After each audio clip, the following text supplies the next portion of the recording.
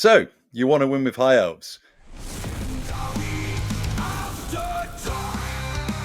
Hi guys, welcome back to the channel. I am blessed today to be joined by Charlie Hanley, who has podiumed and won 4 events with the knife ears. Yes, the High Elves themselves. Welcome to the channel, Charlie. Thank you. It's lovely to be here. It's good having you. So I think today we're going to have to put aside the differences of the War of the Beard, just so we can talk over some of the High Elves on the channel, I think. Yes, anything for a stunty friend. Cheers, mate. Just never toss a dwarf, I'll try not to. Right, so I'm sure there's a lot of people out there that are dying to hear what your tactics has been, what your favorite units are. But can we just start with talking about your experiences at the events you've been to playing the High Elves? Yeah, sure. So I'm not a deeply experienced tournament player until I've just been hammering them for the last 6 months. But my friends and I have played fantasy for the last 20 odd years. And I've always been high elves, so I know how to play with them. Um, I flitted around with some undead lists during Old World as well, but mostly with the high elves. Yeah. How my experience has been? Well, it's usually a lonely one. There's usually no other high elf players, on the occasion that you do run into them, they don't do very well. Because I think ultimately the army books got some strong points, but it's a bit lopsided. It has some very strong stuff, and the rest is total garbage. Yeah, I think as well, like when you first kind of look at the book, you're definitely drawn to, right, there's some dragon builds. And Yeah, I think that's kind of like the first thing that everyone sees, and probably what everyone else sees as well when they coming up against the High Elf list, I think. yeah, yeah. Which is a problem because you can arguably have the best dragon builds in the game with the high elves, and you can certainly have the cheapest ones, and you can do some pretty unique things with dragons someone else do. You can have a BSB with a D3 combat res banner on a dragon, which is pretty interesting. But the problem is everyone got so terrified of dragons for much of the early meta. Every list is built to deal with dragons. So high elves great strength, everyone's building into it. That is, I feel, shifting a little bit now because of all these Bretonnian lists destroying every dragon. People are not going so all in on the dragon builds. So maybe High Elves can come back into a bit of strength again, with the really strong or really cheap dragons they can build. But yeah, there's not much else in there to work with. But you can find success. I watched your Skaven video this afternoon to prepare for our call, and a lot of it was resonating with me. The sort of bringing back the Death Star. I think that's part of what can make High Elves effective. There's hard loading into the one or two good things in your list. So as a spoiler for High Elves, that's Sisters of Avalor and Handmaidens, and a lot of them. So yeah, that's my experience so far. Pretty lopsided list and a Yeah. lonely experience. I love it. Yeah, I definitely think there's going to be a lot of play going forward into the infantry blocks, or getting some wizards into the sisters, making them ethereal, Mm. and then potentially doing that with sword masters walking up the board, doing that with white lions. I really like white lions, actually. I know a lot of Yeah, people, I know like nobody's running them because infantry are shit now. But I think if it's the time of the soldier and infantry starts to get better and the Death Stars start to come in, I think that having access to that strength 6 is going to be quite good. I think, yeah, obviously, turning the unit ethereal is so handy. I know, obviously, you can't charge, but if you're creating a defensive Death Star, like that's how I play, it does work. It really, really does work.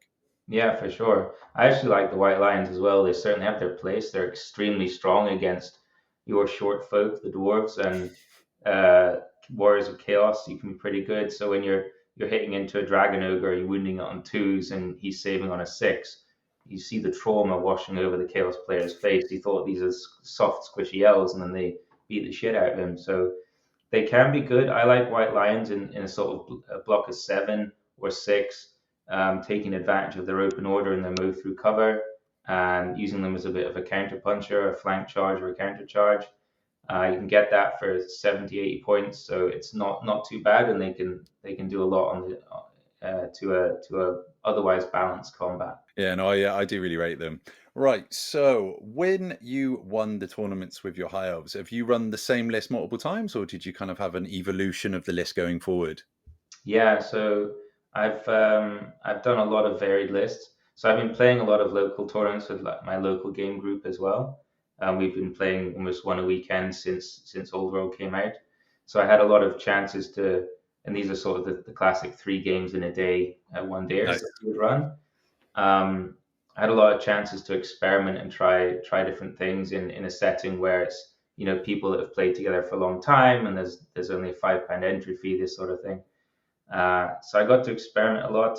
Early days with the dragons, of course.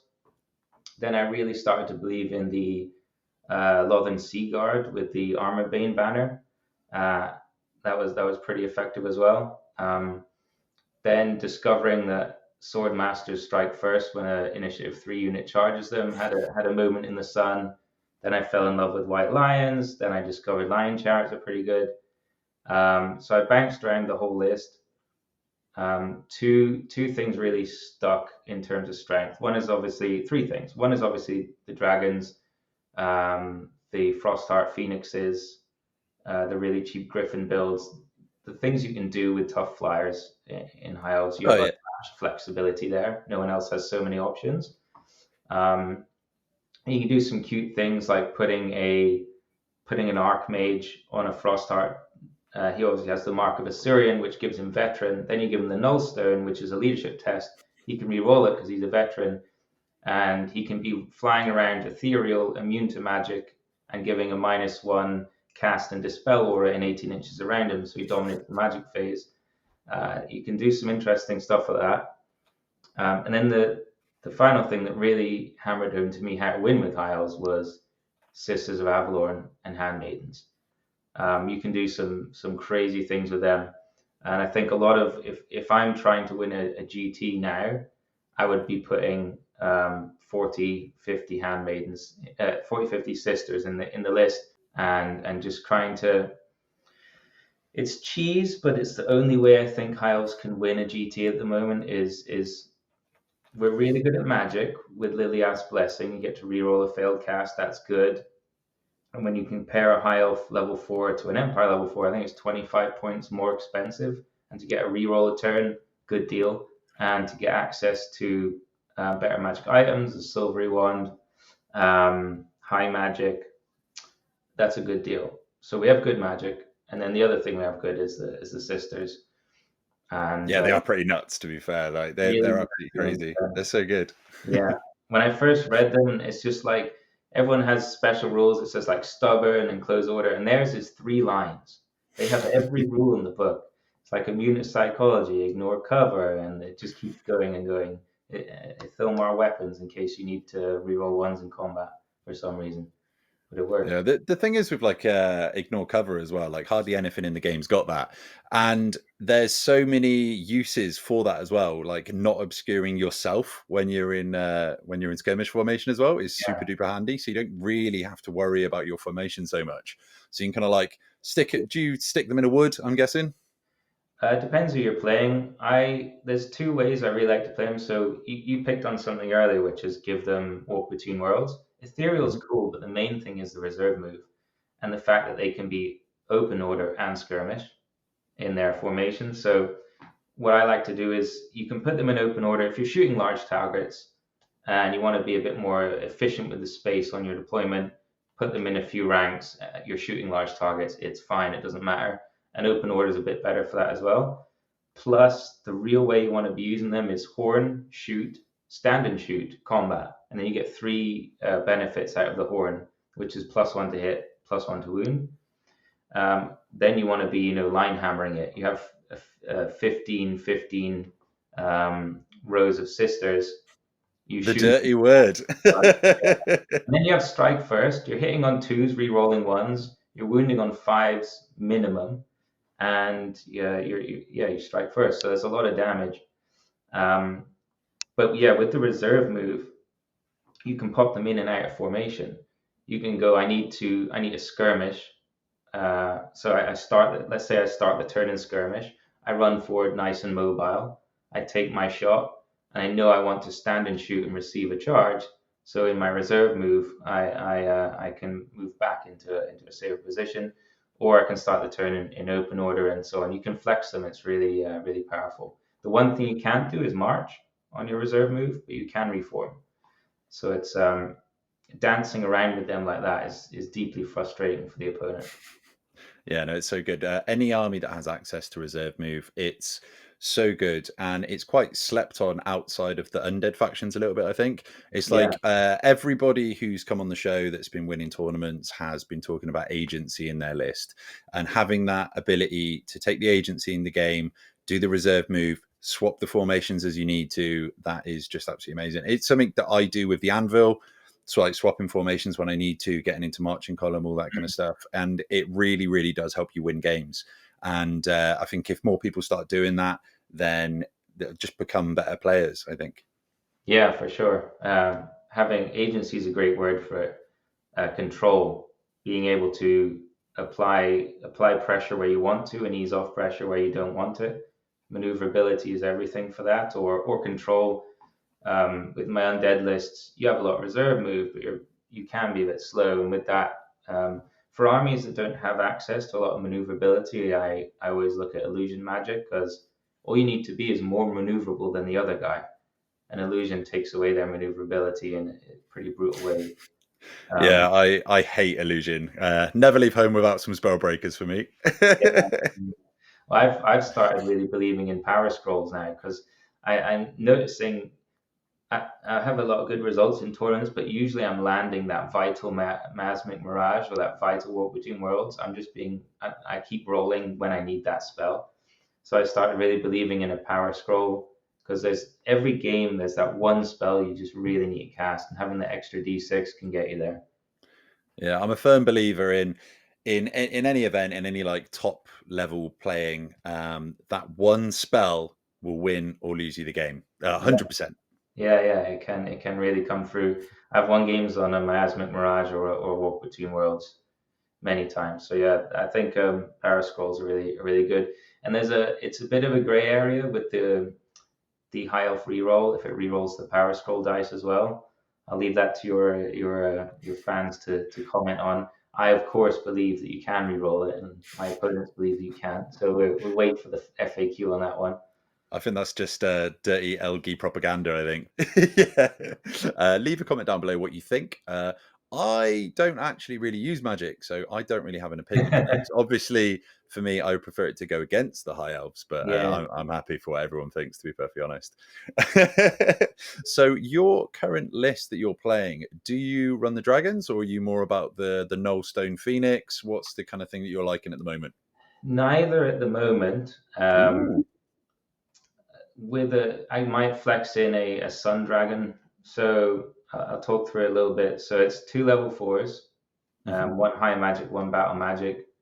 The classic items, you got Silvery One for +1 spell, Lore Familiar with high magic. High magic needs a Lore Familiar 100%, because its spells do very different things, and in different games you really need them. And if you don't get Walk Between Worlds, you are done generally. So, and then the Battle Magic guy has 5 spells, because they will tend to be useful. Then I run Handmaiden with Horn of Isha. For example, if you have 40 sisters, you blow the horn, you shoot the classic Chaos Dragon, you'll do 5 wounds. Then I like a Noble. So you have to have your Handmaiden as a general, which means you have a leadership 8 general. It's not great. So what you can do is you can get a Noble who has 9 leadership, put him on a Sun Dragon, make him the BSB, or and then you've got an 18-inch BSB, or you put him on a Griffin, give him Pure of Heart, which is a high elf honor that lets units use his leadership as if he were a general. So then you have a 9 leadership, 18-inch general range with the BSB effect as well, with this Pure of Heart Griffin BSB dude. And interestingly, it counters somewhat the screams, because the spells, the abilities of the undead are not letting you use inspiring presence from your general. Pure of Heart is not inspiring presence; it's a different rule. so you can still benefit from your leadership that way. Yeah, that's kind of like a definite fuck you to all of the Yeah, the scream lists. yeah, I do really enjoy that. It's the first time I saw that I was in the middle of an event, and it was when the screams first come about, mm. and this Dan was just shouting "Pure of heart, pure of heart," and we're all kind of run Yeah, over. And it's like, "What's going on?" And it's like, "I've stopped the screams." It's good to see. yes. Because as a proud Vampire Counts player with just the gentleman's three screams, I The do like gentleman things. screams. Gentleman's three screams, yeah. I do like things that fly in the face of the screams. So that's the characters of the current iteration of the list I'm running. Then it's 40 Sisters of Avalorn as core. So D6 Wounds, who's a channel I really enjoy, he says something I really agree with, which is the good lists are the ones that don't sacrifice on core, and I think that's true. So Illyrian Reavers are decent; they're fast cavalry. That's nice. Elven Archers, a 20 block on a hill, on average, take out that 5 pack of dogs, or they're good chaff eliminators. Elven Spearmen are unpickable trash and should never be seen in anyone who's trying to win.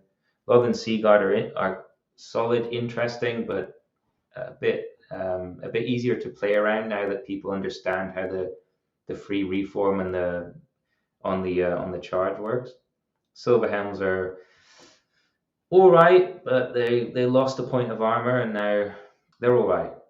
So Yeah, they're none not of the brilliant. core is very appealing for High Elves, which means you really need a handmaiden general to get Sisters Avalon core because they're nuts. Yeah, no, they are really good. I think like a normal high elf army without the sisters definitely is one of the armies that's in a bit of a rubbish position that has nothing really to offer in core. It's like, cool, you take Yeah, silver helms, they're just going to die. They're going to hand out points. Like you'd never take a banner on silver helms. It's like, yeah, cool, reavers are behind you, but they're only toughness 3.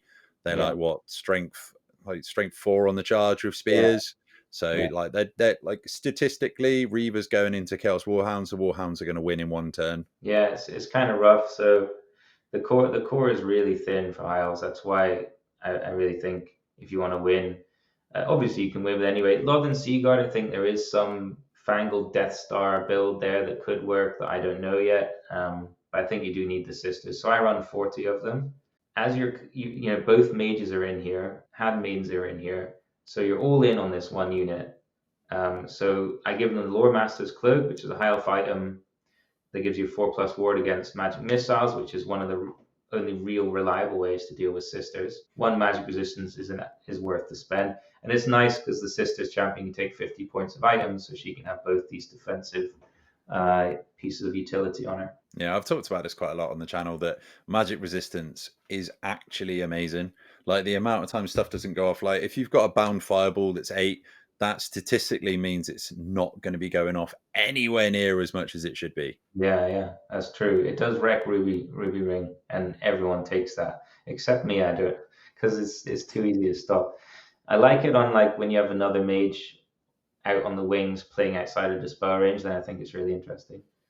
And then you're left with about 320 points to do what you want from there. I have a Great Eagle because I think you're going to run into lists where frenzy baiting or impetuous baiting is valuable, and you don't want to do that with a 40 block of sisters.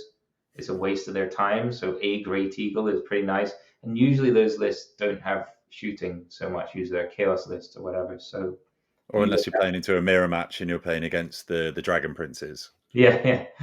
And funny you should mention them, but the last use of 260 points in my list is 5 dragon princes. Um, Interesting. Again with a lodestone, a cloak of beards. I apologize to you for that, but they are wearing a bunch of skinned dwarves. That's a grudging. It's a grudging. Yeah, but it's great, man. You've got this lightning fast unit of cavalry that calls terror now. That's pretty good. Um, they are a good unit. Obviously, their points cost is ludicrously high, but they have drilled, never leave home without drilled, and any unit that can take it, in my opinion. They got the armor, they got the ward, they got the lances, they got the 2 attacks.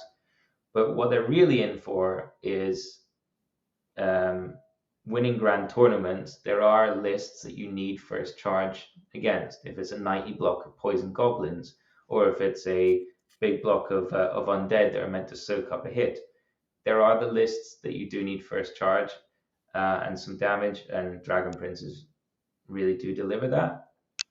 You could use it with Silver Helms as well, but they're not going to make it to the lines, and they'll get their charge. They'll kill 2 guys, and their first charge is worth 2 combat res. It's not really going to do much. So, yeah, I do enjoy the Dragon Princes, and they're very easy to block their impetuous when you have 40 skirmishers in front of them. So you can really control when they go in. Yeah, I think another good use of the Dragon Princes as well is to soak up a lot of shots on the way in. Like if you've got a unit of those charging at a unit, for instance, it's probably going to get shot at a lot more than the Sisters because it's a lot easier target to try and go for, right? So you're not going to get the -1 for long range, you're not going to get the -1 for shooting, and then if you get the spell off to make him another -1, do you know what I mean? Yeah. So you're more likely to try and shoot into the Dragon Princes, which have then got a 2-up save. So they quite a good soak. They're a good sponge for shots, I think. Another Death Star I found, I've only played it twice, but it did very well. And this was also what I was reminded of watching your Skaven video there, is basically the combat res block. So we also have access to a D3 combat resolution. The battle banner is good stuff. Then you obviously get your BSB with that in. Then you get your war banner on the unit standard bearer, and you chuck it in a unit. I like Phoenix Guard for this because they love being charged, and 6 of them die, and then they win combat by 4, and the other guy runs away. It's pretty useful. Attacking 2 ranks is good for soaking up charges as well. So I haven't tested it in like super competitive settings. But so on average they've got 8 static combat res, so you're well above that magic 7.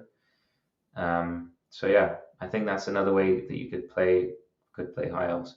Problem is you're in that list you're still getting wrecked on your core picks, unless you're going for a handmaiden list as well, and then you're probably spending your entire points allocation on Phoenix Guard and handmaidens, and you won't have much else there. Which I suppose is definitely viable, though. Yeah. Well, you could definitely try that. I think that could have some teeth. I think. I just love the idea of an absolutely massive block of Phoenix Guard, just ethereal and just stood right in front of the enemy, going. It is good because you usually with the High Elves you have I like to call range pressure, which is you have to come to me because I'm going to outdamage you if you don't. So usually with a High Elf list you can force engagements on your terms. You put a giant line of Phoenix Guard out there, 10x2 with 8 static combat res, and there's 40 Sisters behind them shooting the bejesus out of the enemy. They have to come forward, and they have to engage on your terms somewhat, unless you're outshot. But with 40 Sisters, you're never really outshot. War Machines don't scare you at all because if you're in skirmish, they're hitting a couple. If you're in open order, they're hitting a couple. That's about it. And the maths is where it really comes in. So I think when you're playing with big blocks, your 90 poison goblins or your 40 Sisters of Avalorn, it's one of the great strengths that it takes variance out of the question. You're reliably doing what the maths tells you will do. The scary monster killing blow Bretonnian Duke, 40 Sisters with the horn blown, on average he's dead. With a wound to spare, he's gone. A dragon takes 5 to 6 wounds, so that's 2 turns of shooting and he's gone. You shoot him in your turn, you stand and shoot the charge, on average dead. So the maths is just is really sensational with the Sisters unit. So you usually get your opponent. No, I love it. I'm quite partial to a shooty Death Star. Actually, Yeah. I do the same thing with the Iron Drakes. Actually, I really like it. It's quite fun to rain death down upon the enemy. Iron Drakes are sensational, by the way. I every time I play against them, I love them shooting me because I admire the art, Yeah, no, they're so good. It's like once you get Burlock in the unit as well, so you get a big old unit always hitting on freeze. It's just fun. No, I love it. So apart from like the Sisters that we spoke about, what are your other kind of like standout units that you like to play then? So yeah, the Sisters, the Handmaidens, the Archmages with their rerolls. Then they all kind of perform. Every unit is good in a way. Let's get the army book here and let's have a look through. So characters are good. We don't need to talk about them. and we went through the core already. I think if you're forced into traditional core picks, archers, reavers, sea guard, and silver helms all can do something in a way. They're not great, but they still can do something on the table. Elven spearmen, I think, can never be picked. They just can't be trusted. Uh, they're terrible things. It's a great shame because they look beautiful when you've got the old mono-posed Games Workshop ones all ranked up. Warms the cockles of your heart, that does. Maybe not yours. It, no. If anything, it just makes me want to shoot them. But no, no, it does. It does hit the nostalgia, though, doesn't it? Yeah, Definitely. good. Then Dragon Prince, I mentioned, they hit insanely hard and they're very durable for an elf. They have some pros and cons. The price, but a block of 5 is 185 points, so it's basically an expensive chariot, and I would argue it's better than a chariot in most cases. Phoenix Guard, again, I've had some initial success of putting them in a big combat res block and taking charges and turning anything around. Shadow Warriors are, I've only played one game with them because, Sorry, yeah, I have never ever seen anyone run any of these. Any no, event I've ever been to, and I've been to quite a few now, I have not seen them once. yeah, I took 5 once just to say I had played them because I played everything else on the list. Ambusher, it can be really good if you have a reliable ambusher like the new Sea Wolves and stuff. It's terrible with a high elf list. High elf don't want to put 10 guys behind enemy lines. They're gone in one turn. Chariot Runner, no thank you. They're just Sisters of Avalor, but a billion times worse. So struggling with them. There might be something cool you can do, putting a prince in there with the Reaver Bow, which is a shot per attack, and ambushing. There's probably something cool you can do there, but they're not reliable. Swordmasters are sensational if you're playing 3 initiative armies or less. So your ogres, your orcs, your humans, these sorts of things, because eventually they have to charge you, and then they get the bad news that you're striking first, let alone simultaneous. Outside of that, too easy to kill. Yeah, I really rate the sword masters. I mean, the only problem is they just get more and more inefficient for your toughness and also your initiative as well. So if you go above toughness 5, suddenly they're really inefficient. If you get a higher initiative than them, they're dead. Yeah, Like they fold like a wet paper bag.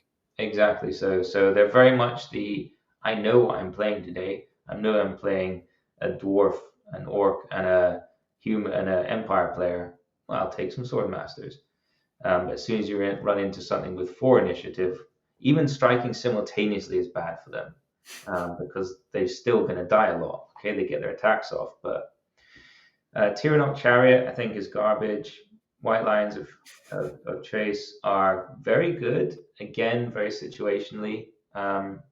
Their favorite food is these 4 toughness, high armor save guys like the Dragon Ogres I mentioned. I play a lot of Chaos players locally, and White Lions just murder them. They usually die doing it. Like you send 7 or 8 of them in, but they'll win the combat. A lot of them will die, but they'll win the combat. I think if we get to a point in the future where they buff infantry to a point that infantry is definitely usable outside of the big shooting blocks, I Mm. think these could be a nice little answer to the toughness 6 monsters as well. Just, I mean, Yeah, wounded on 4s, AP3, like that's enough to scare most big monsters, I think. yeah, and they can. So one beautiful thing about the high elf list is it's very thematic. A you can't put an Assyrian marked character into a Sword Masters of Hoeth unit. He has to be a Lore Master or a Warden of Safri, which I really like. It's very fluffy. One exception: the White Lions can always be joined by their general because that's their lore role is traditionally as bodyguards. So you could put a sister, a handmaiden of the Everqueen in there. She's your general, and now you've got White Lions hitting on 2s, wounding on. Sorry, if you're fighting a dragon, hitting on 3s, wounding on 3s against the toughness 6 unit, Which is which is good. pretty fun. That's enough to make one try and run away. Like it'll definitely make them think anyway. Yeah. An AP3, so your traditional dragon's got that 3 up armor save, and they're making a mockery of that. Obviously, it needs to be a very optimal situation. They need to have got a flank charge to have got at least enough initiative to be going to be striking before they're killed by the Chaos Lord sitting on top and so on. But there is something there. They hit very hard if you can maneuver it as such. Going into the rare, the Eagle Claw Bolt Thrower. If you're looking for a way to spend 160 points, a pair of these you could do worse. They are wildly expensive compared to other bolt throwers, but that extra ballistic skill makes a huge difference. So they're It, much more reliable. it really annoys me actually the fact that yours are. I know obviously elves have been around for thousands of years. They've honed the art of shooting. I get that, but the fact that your ballistic skill 4 and mine are ballistic skill 3, which is the same as a goblin, is horrendous. Like me Yeah, hitting at 5s at long range, you guys hitting on 4s does make them a lot more reliable. yeah, But I still don't. I personally, I don't think that they're worth the points for that. yeah. It's expensive.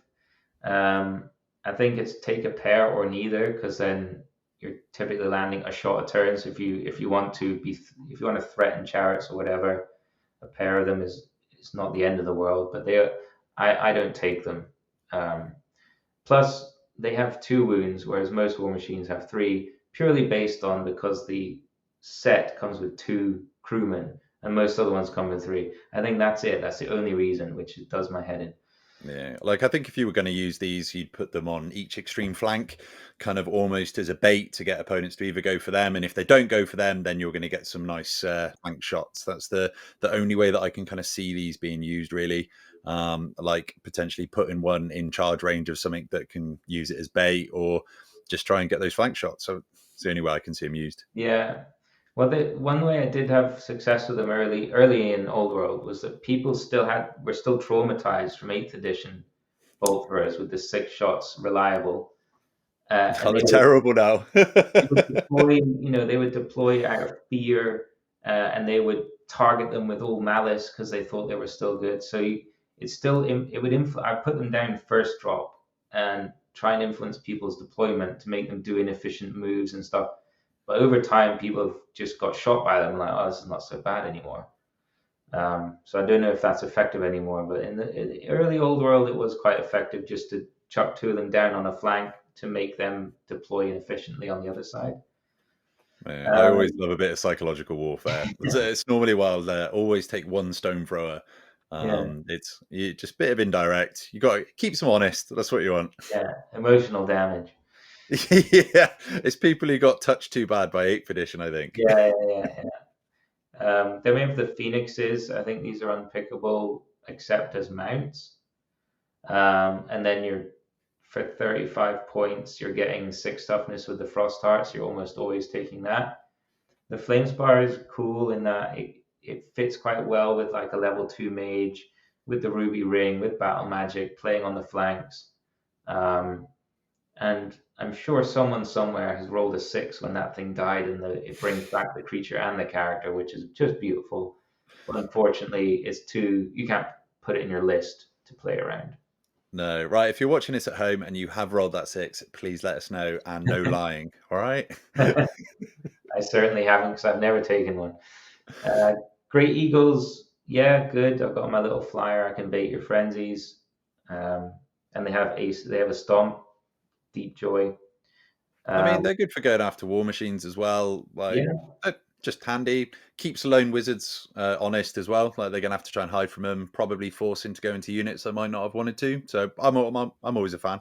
yeah. Flag 10, 3 attacks. They have Wicked Claws, 60 points.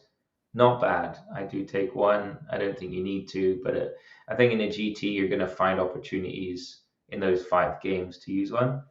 Lion chariots are really good. They are unfortunately missing a toughness for a heavy chariot, but they hit hard.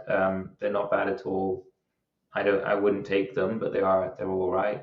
Sky cutters are interesting. There's a cool build where you can put a prince on a sky cutter, give it the bolt thrower, and give him the white sword. He's flying around with a 2+ armor save, 5 up regen, and he's got monster killing blow, 7 strength. So it's a pretty interesting build, and it's very hard to hide from him. Obviously, he's a flying chariot. So I think sky cutters can be cool in that way. And then finally, we have Sisters of Avalorn, who are by far and away the best thing in the list, and the only reason I think High Elves can win events. I don't think they've won many events, but if they do, they'll be No. in the list. Yeah, 100%. I think the problem that most people get when they're playing High Elves, and a lot of people at home would be doing as well, is you get kind of like hyper fixated on taking the dragons. Like you see these obvious picks in the book, don't you? You're like, right, okay, here's my T6 monster that's got a 2-up save, and oh, I can get a 2-up ward as well, so I can stop those cannonballs. Like, so Yeah, that's where you're instantly where your mind goes to. But realistically, you've got to kind of delve into the book, find those kind of like wombo combos, the stuff that doesn't really look on paper like it's really good, and yeah, then you can get some real winners, I think. yeah, for sure. And the big problem is if you want to play into sisters, you need them as core.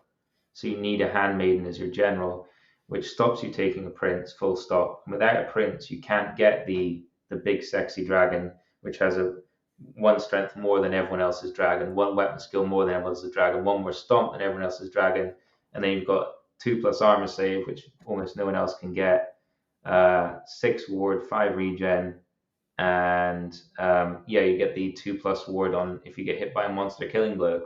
So in a meta where people are specking to kill dragons, high elves can still have the best dragons, and they have that opal amulet, a 2+ ward save against getting one shot. So that is exceptionally good, but it blocks you from taking 4 sisters, which means you now have to take 500 points of normal elves, and it means you can only have 20 sisters or something in your list. Um, it's not so hot, but it is absolutely a viable way to play. You get these incredibly strong dragons that can resist that one shot. Yeah, like it plays really, really well into Empire, plays really well into Dwarves. But I think if you're going to be going and you want to try and win some events, you want to try and push your skills and get into a bit more of a competitive meta. For instance, if you haven't been to any or you just want to push the army, you need to have agency into all armies. You can't just go, right, my Yeah, army's really good into these, but into the Bretonian peg spam, I'm crap. My dragon's probably going to die. Or I'm going to have my dragon running away from that Duke or Baron all game because I'm going to get one banged. So what you need to try and do is think outside the box, find something that's going to work against all armies, like the sisters. Like that's a really nice answer to this because that can then play into every army. And then as soon as you've got something that can play into every army, then you can start stepping up your game and just win more games, really. yeah. The only thing they kind of struggle against is the vampires. Now you have that's only for one very specific reason, which is they can't one shot the Mortis engine. With the 4+ ward from the crown and the 5 regen from the necromancer. 40 sisters with the horn up does 6 wounds. So you're just short of wiping that in one shot. It is a large target, so it can't hide. And 6 wounds, even the most spawny vampire lists struggle to heal that up reliably because they're only healing 1 wound on heavy chariot. But yeah, they do struggle a little bit with that on paper. I've not played it, but the maths is you can't one shot the Mortis engine with the 40 sisters with a single horn, which does give the vampires a bit of a way to play around you. But the thing is, dice will dice. They That's will.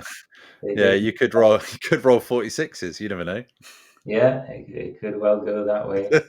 Then the other really popular list at the minute, the Chaos Dragons. If you use a single horn, shoot it, stand and shoot it, it's dead before it gets to you. And if it does get to you, you're doing 3 wounds in combat with strike first anyway. So the shoot, stand and shoot, and then strike first on a Chaos Dragon, the maths comes out that you're doing 13 to 16 wounds. So Nice. it dies. Bretonians, absolute food. The Duke dies easily. The Peg Knights die easily. It's just about can you kill them all before they get to you.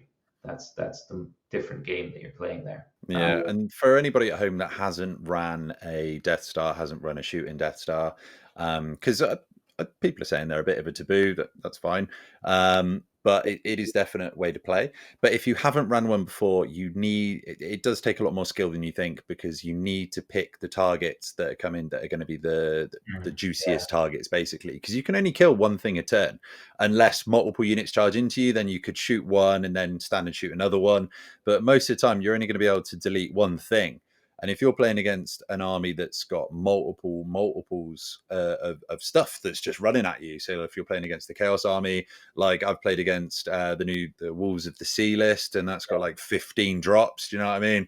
Like, and there's so much stuff running at you. Beastmen armies are exactly the same. You really need to just stop and think about what you need to kill, what's going to be the highest priority target. And it's quite stressful to run the Death Star shooting list, I think. Yeah, it is, because there comes that heart-sinking moment when they reach your lines, and you hope you've done enough. Which is again another part that's good about the sisters is when they do get to you, you've reformed into a big line hammer open order line. You still have strike first on every model for some unknown reason.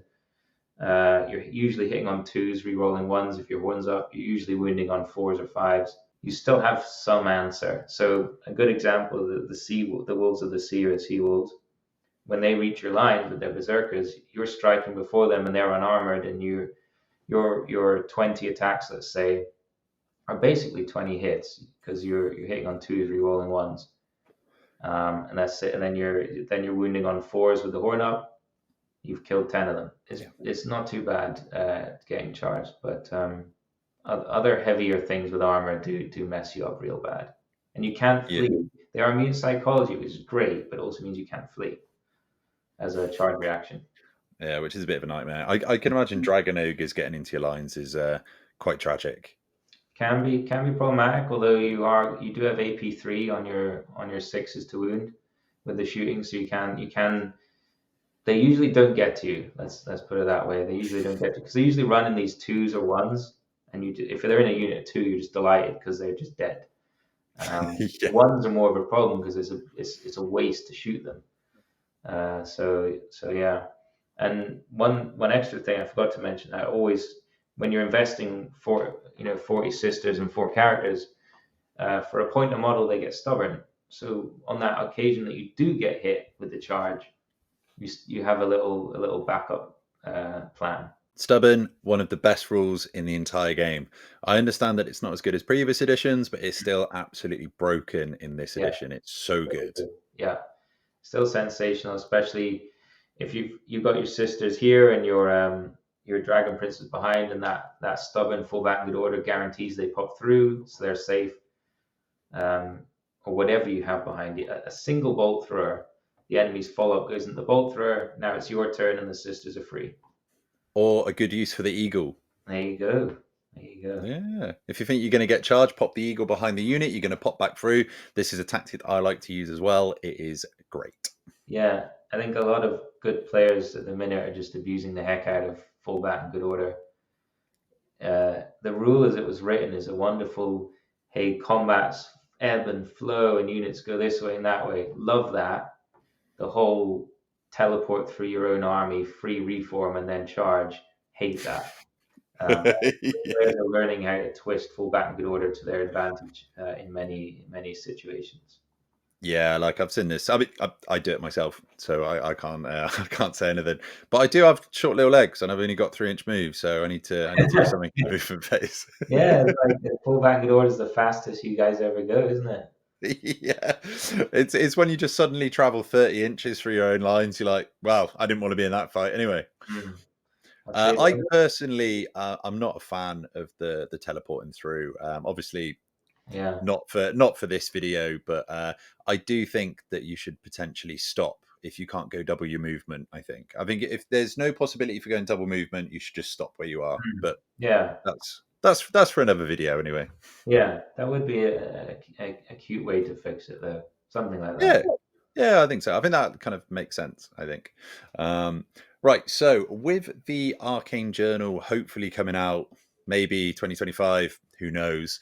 What do you hope is going to come out in that? Oh man, I really hope and I really think we're gonna get a Lothern Sea Guard / colonial elf vibe, the naval elves. So I think they teasered is it the Merworm?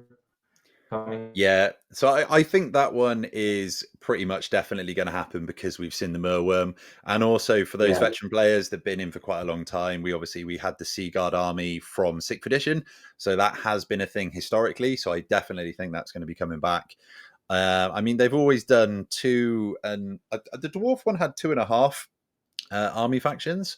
So, but we might get 2.5, maybe, mm. which would be quite nice. I I don't know hope what the so. other one could Because be. there's infinite things with elves. Really, you want to see all the major regions of Ulthuan being represented. You want a Hoeth list. You want a Trace list. You want a Lothern list. You want a Calidor list.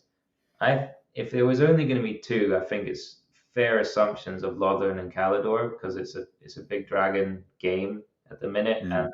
I think Lothern's obviously going to be one. Calidor would be super cool. We already have dragon mages in the book, which is delightful to see.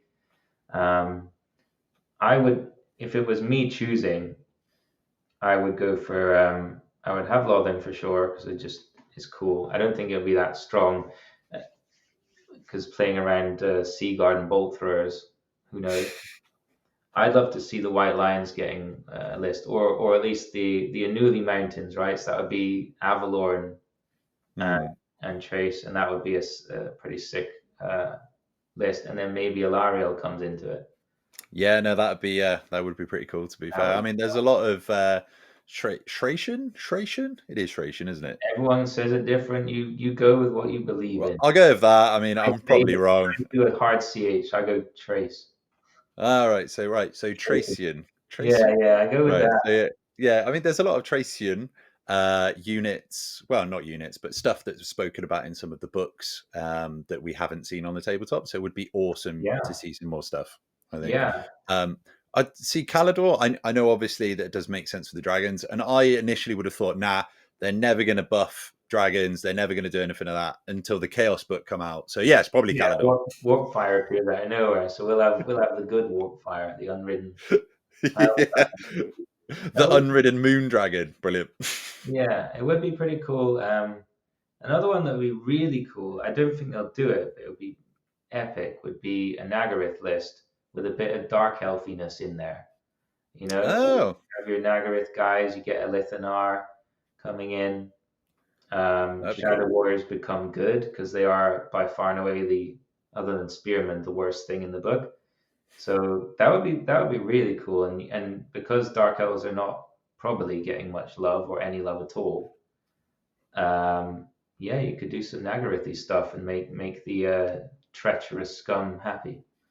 That'd be cool. We could have like a mechanic for the Sword of Cain as well, maybe that like Oh on yeah, turn 2 you roll a 6, your general can pick it up and then that goes down. That'd be pretty sick. yeah, yeah, and then it's like Archaon's old sword where it just slowly kills him if you Yeah, stop. I mean, okay, now I just want to run a narrative event that has that in now. That'd be awesome. I think they can't really go wrong. Love them or loathe them. I know all of my friends loathe the High Elves. They're all Chaos players and so on, so they all hate them.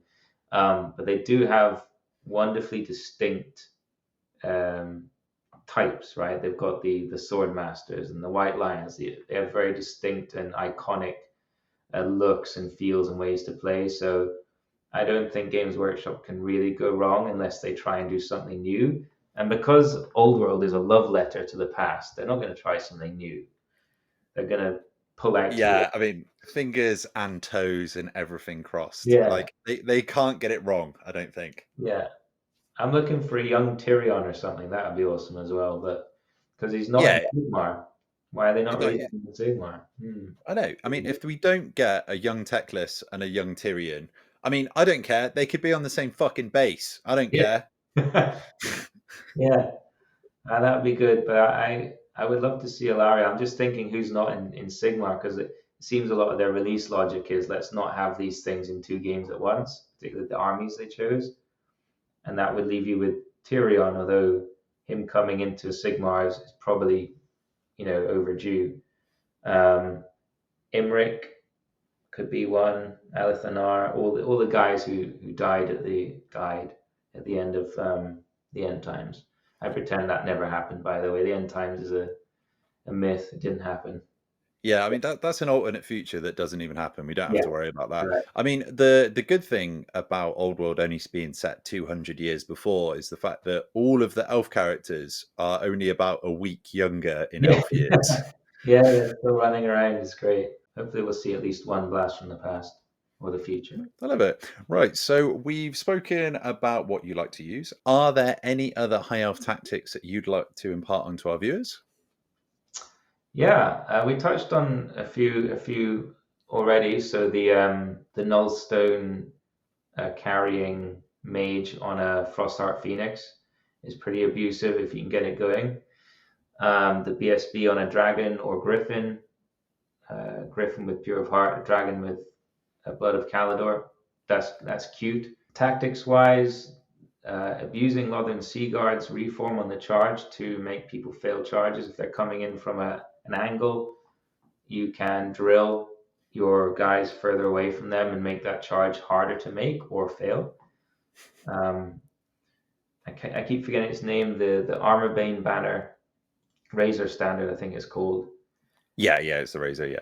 is pretty nice on the Lothern because they're using it in two phases of the game. Yeah, combat res blocks we talked about with the Phoenix Guard. You get that +7 to 9 static res with that. Pretty good. Opal Amulet. I think there's some cool stuff to do putting that on unit champions to reduce the overkill you're suffering. If you're going into Ogre Blades, that sort of thing, you can Opal Amulet off a big Ogre Blade hit to further improve your challenging out big models. You know, most dragons are packing the Ogre Blade, or many are. Yeah, I think that's the main ones. Illyrian Reavers have options. They can scout and skirmish. You can do old-fashioned fast cavalry stuff with them. That's not so unique to the High Elves. And just playing around what's strong. So Liliath's Blessing, take as many mages as you can fit in your list for those free rerolls. If you're playing a smaller points game where level 2s are prevalent, the signature on High Magic, Drain Magic, absolutely destroys level 2s. Because it's a 24-inch range, so they can't really remove it. And when they're having to roll 2 extra higher to cast, they really suffer. It's much maligned spell, Drain Magic, but if you're thinking about what you're going to be playing, it can be absolutely broken in the right setting. Yeah, and don't take Spearmen. I think it's the main strategy I would advise my fellow pointy. I love it. So the main hot take from this entire video is just don't take Spearmen. Yes. All right. Don't take Spearmen. Take System. That's it. It's very simple. Yeah, so looking at my lists, I know a lot of people find list building one of the best parts of Warhammer. I certainly do. I use a new recruit. A lot of people use other applications like Old World Builder. I've always used new recruit. I love it. I've untold billions of lists in there. But they also have a really cool rankings ladder. So when you're playing your tournaments with your friends, you can organize the tournaments on there. And I do name drop it because I've been rank 1 on there since basically the game was launched. So it's my little claim to fame somewhat. But check it out. It's a good tool. Yeah, no, it is really good. It was actually one of the first things that Charlie said to me when we were talking about him to come on. He was like, I'm number 1 on new recruit, by the way. Yeah. Which, to be fair, is an amazing achievement, mate. And that is something to be really proud of. Well, thank you very much. I am indeed proud of it, but I'm sure I'll be dethroned one day.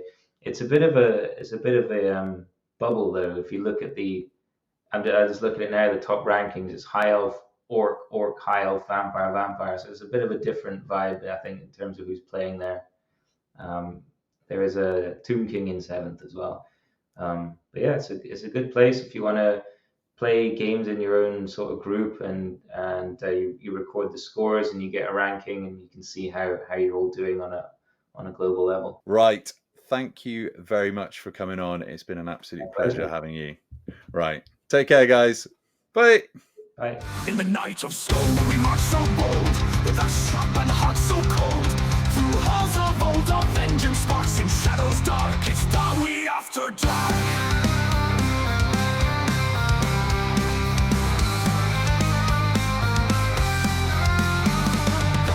Held For years untold in letters kept, where blood runs cold in caverns deep. The drums they roar will settle scores in Darwi lore. The grudge is held for years untold in letters kept, where blood runs cold. In caverns deep, the drums they roar will settle scores in Darwi lore.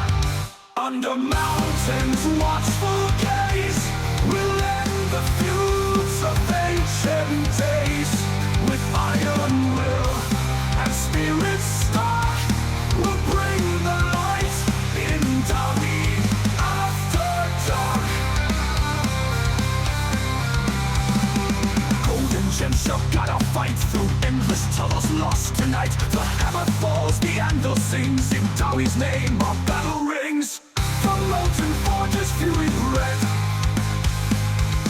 our enemies shall quake with dread.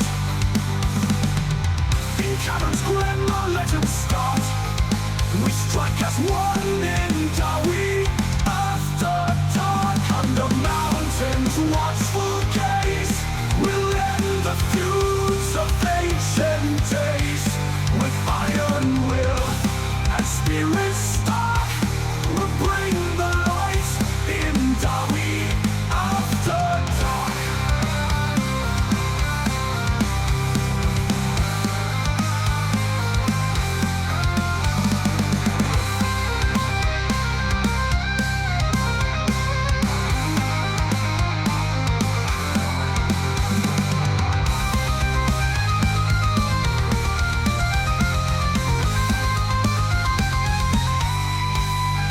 Under mountains watchful gaze will end the feuds of ancient days.